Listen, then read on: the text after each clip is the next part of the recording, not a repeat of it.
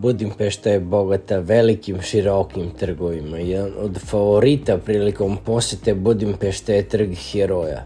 Na samom trgu je smešten milenijumski spomenik visok 36 metara sa 7 statua vođa plemena, osnivača Mađarski, 7 statua važnih ličnosti iz mađarske istorije.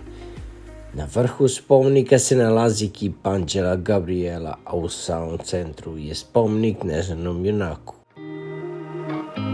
Vajdahuņad zamak predstavlja kompleks sačinjen od 21 građevinu koje su svojevrsna replika različitih arhitektonskih stilova i epoha Austrougarskog carstva. U njemu se sreću gotika, romanika, renesansa i barok.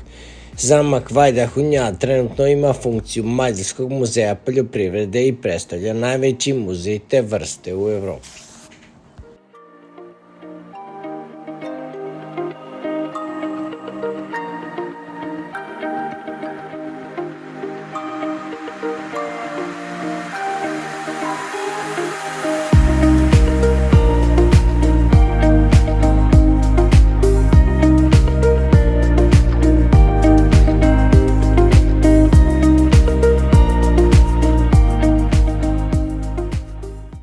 Most je viseći most koji spaja Budimpeštu, istočni i zapadni deo Budimpešte. To je prvi stalni prelaz preko Dunava.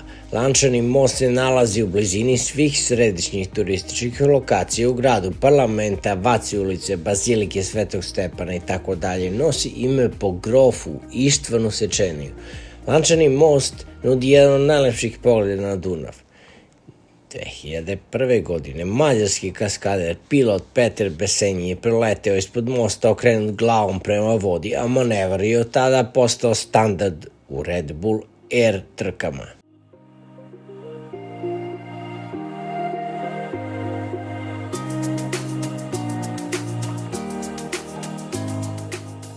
Ribarska tvrđava ili ribarski bastion. To je jedna od najvažnijih turističkih atrakcija zbog jedinstvene panorame Budimpešte sa neoromaničkih vidikovaca.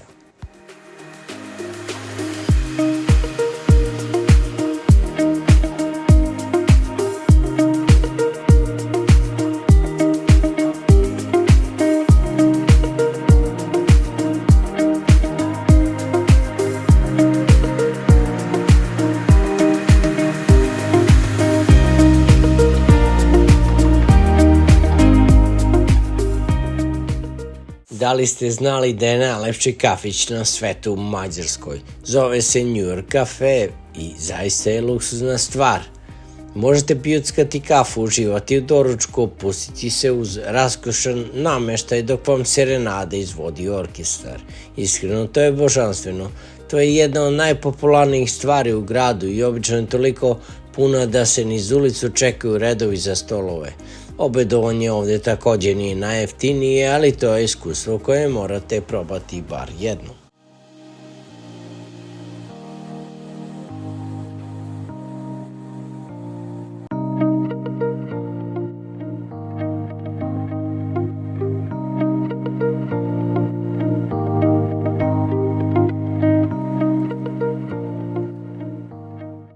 Umesto pića u kafiću odvojite jedno veče svog boravka u mađarskoj prestonici i nazdravite na drugoj najdužoj reci u Evropi. Pogledajte ovo zaista ostavlja bez daha.